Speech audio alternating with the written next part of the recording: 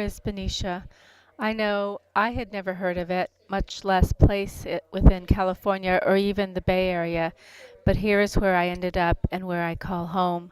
By way of Sacramento and Hyattsville, Maryland, and Washington, D.C., and traveling 3,000 miles in 7 days with two small children, I remember my first impression of California was how beautiful Tahoe was.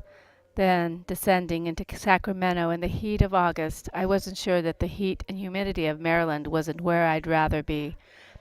Leaving the first home I owned, a two-story brick colonial with a yard as big as some parks, with a dogwood tree, hydrangeas, and a wisteria in the front yard, Sacramento seemed barren in comparison.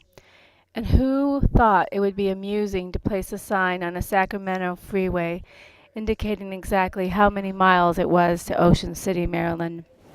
It seemed it was just for me, even though the feelings it brought were bittersweet, a reminder of just how far I'd come, a reminder of memories of a certainly distant Atlantic Ocean shore.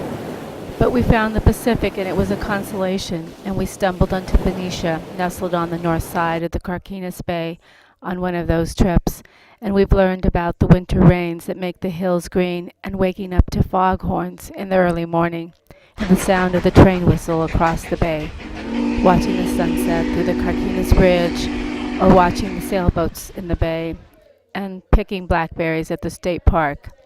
We also know Benicia is on the way to beaches and museums, aquariums and baseball games, on the way to San Francisco and Berkeley and Oakland.